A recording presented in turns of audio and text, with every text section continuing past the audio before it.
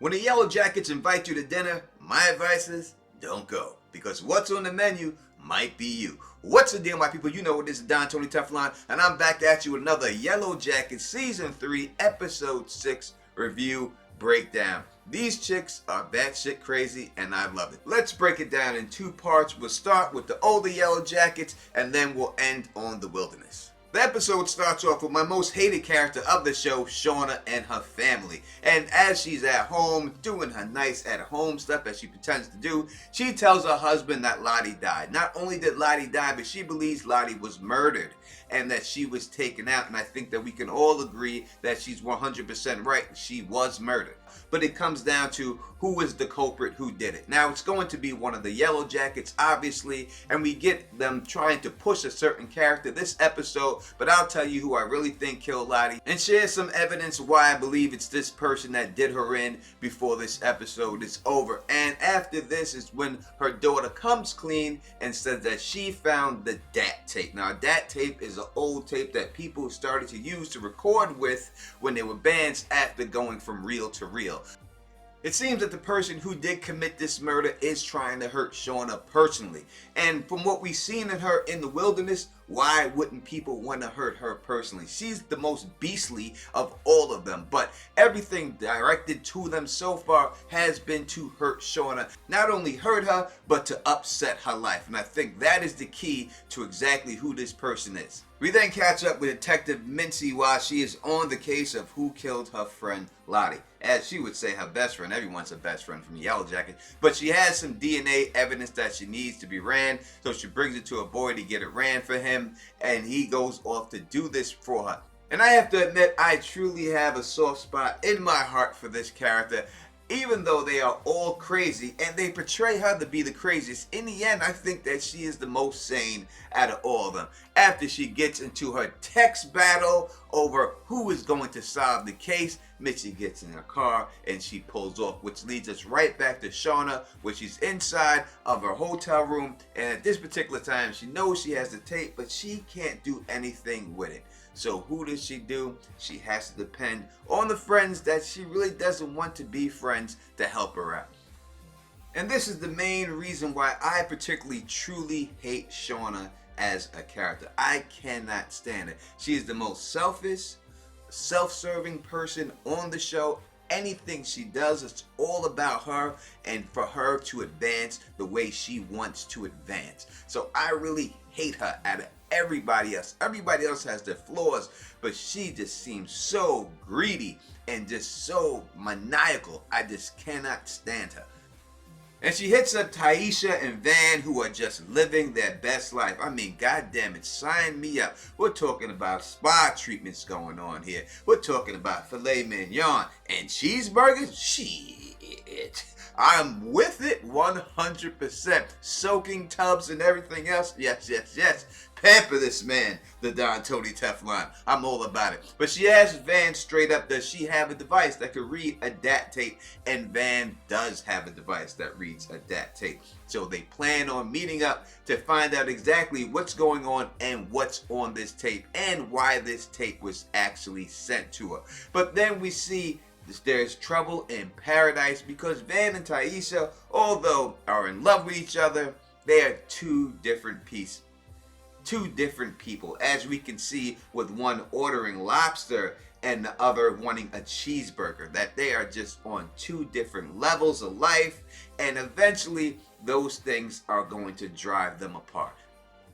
And we can all agree that nothing says love like two bags of garbage, at least when you're dealing with Misty and Walter, because as Misty is walking, Walter somehow knows exactly where she is, seems to be looking exactly at her. I don't know where this guy is in this undercover outfit, but sends a limo up to her. Not only does he send a limo up to her, and you think that, hey, maybe she's gonna get in the limo, have a good time, get in the bar in the back. Nope. He has the limo driver deliver 2 bags of garbage, but not just any garbage, it's Lottie's garbage. And he says that he cannot figure anything out from it, so he wants her to take a crack at it, trying to make a peace offering to her. Now, I think that's a ploy. I think he was able to figure out some things, not exactly everything she did, but I think he's just using it to get back in her good graces. And we could see from the last camera shot that most likely he's sitting right over there watching her the whole time. We then circle back to Van. Now Van is looking for the DAT player in her old place. She's going through all of her old boxes and just trying to find this so that she could help them decipher exactly what's going on with this tape and what's on this tape. Now while she's going through the boxes, we can see one of those old school see-through phones that every girl had back in the day. But while it's there and she sees that obviously it's not plugged in, it doesn't have power, and these things didn't take batteries back then. For some reason, the lights start to flicker, and as they do, all of a sudden, the phone goes off. And she happens to pick the phone up, and when she does, she hears Taisha's voice on the phone. Now, is this the wilderness crossing over into their real world? That is what they're trying to make you believe with everything that's been going on with them. I particularly do not believe it. I just think all these chicks is crazy, all right? And they start hallucinating after a while from all the trauma that they've been through on this. But they try to make you believe that Taisha's on the phone, but then we see Taisha come in the room at the end. So this was all, in my opinion, in her head, and she just thought about all these things happening. But to herself, I think she believes that it's real and it was some type of message that was sent to her. We then catch up with our fearless detective in action, going through the garbage like she's supposed to, and she finds this Chinese food shop. Now, after further investigation, after going on the internet and Googling a few stops, she realizes that this lowbrow spot is too lowbrow for Lottie. Lottie would never eat at a spot with such bad reviews, such bad food. That is just not her style. So why would Lottie eat somewhere like that? And this gets her brain aflutter. So she heads on down and stakes the place out like a good detective would. I mean, so incognito with her glasses just leaning on the wall, like just staring at the place. Who would ever suspect that she was doing it? But while she is doing that, she spots former cult member Lisa being a delivery person for this place. We then go back to Shauna and her family relaxing in this dirty ass motel when she gets the call from Van and them that they have the player, so they need to meet up so that they can find out exactly what's going on with this tape.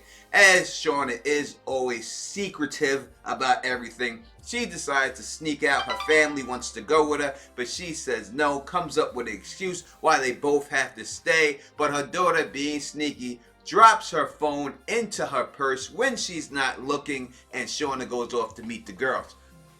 We then get to the part of the tapes that we've been waiting for all episode to try to figure out exactly who is on this tape. Now, we do hear a woman's voice, but on top of hearing a woman's voice, we hear a bunch of howling in the background, like them in the wilderness. Now, how would someone be able to record them in the wilderness and have this? Or did they have these rituals when they came back, like immediately back? Not when they're adults, but when they get rescued and come back, do they still get together and do these ritualistic things? Now, to me, when I have to break it all down of who I believe is the person on this tape and sending this tape, I'm going to tell you in 1 second, right after we get to the final scenes with Misty.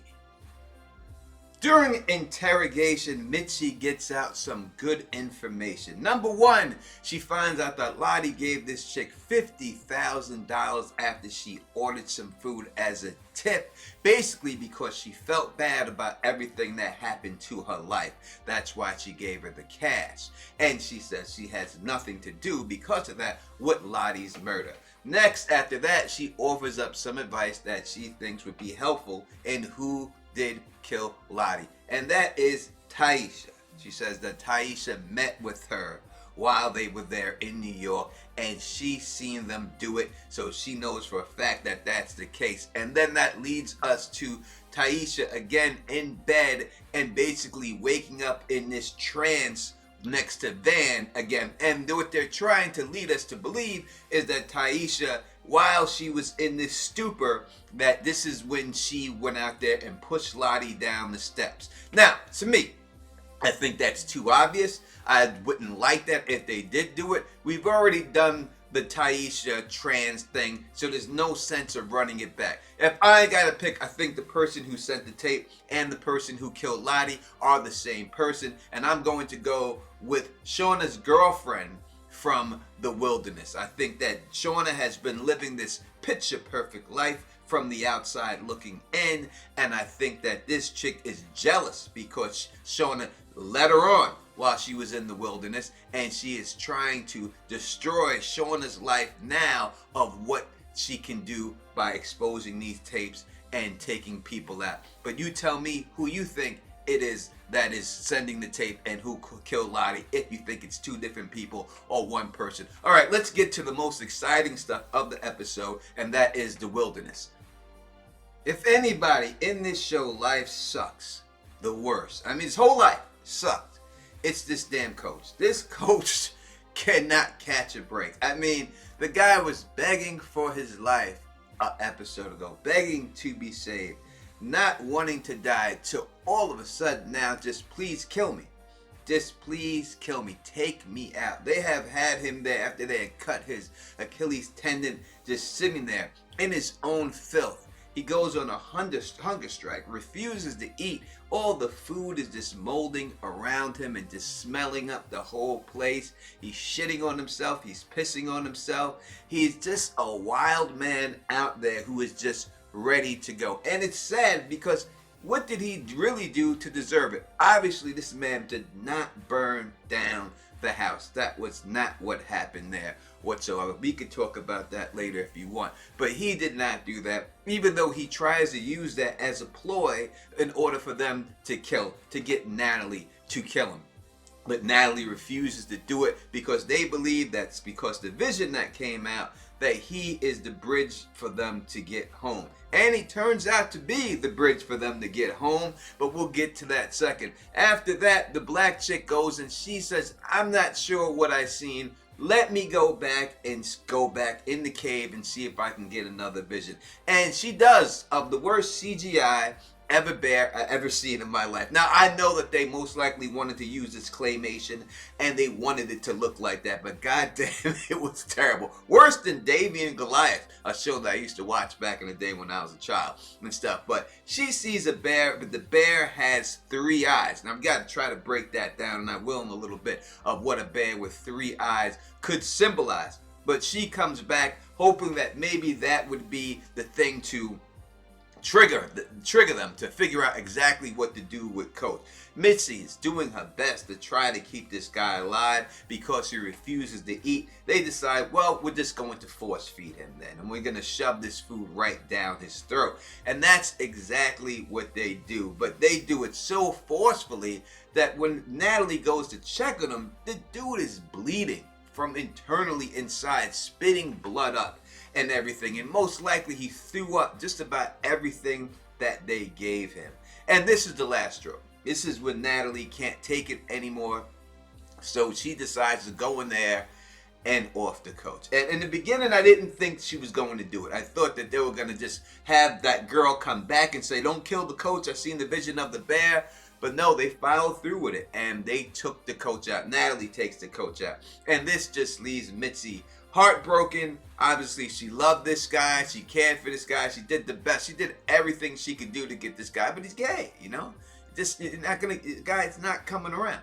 And that's just the way it's going to be. She's there. Says, oh, so the people in camp start revolting against Natalie because they're like, listen, the vision said he's the bridge to the way home. So we got to have something go on here. There has to be something happening with him, and now that he's dead, we're never going to get home. So they want to now kill Natalie.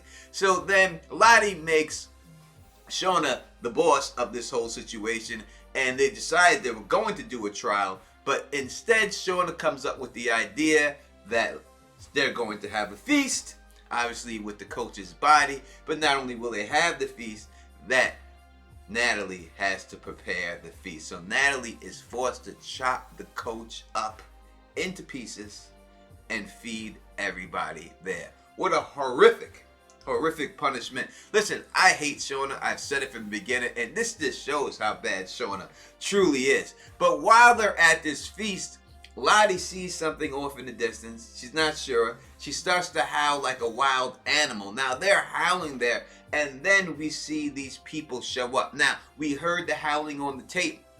Or these people recording them? Did they get that, or was it some type of different howling when they got back?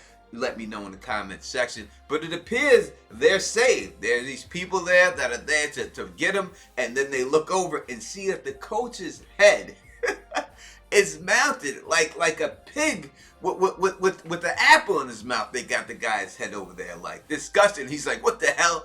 So what happens here? I can't see them going home right now.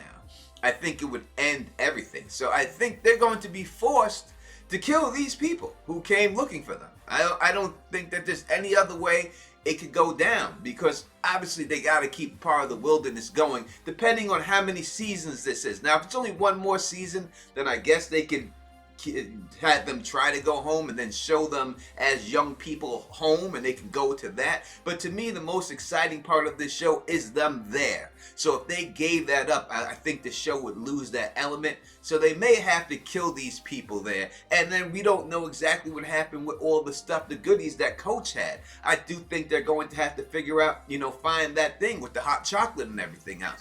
But that's my review of this episode. You tell me what you think in the comment section. And if you like the way I do this, please thumbs up this, spread this across the realm, and of course subscribe. And until next time, you know who it is. Peace and stay sexy.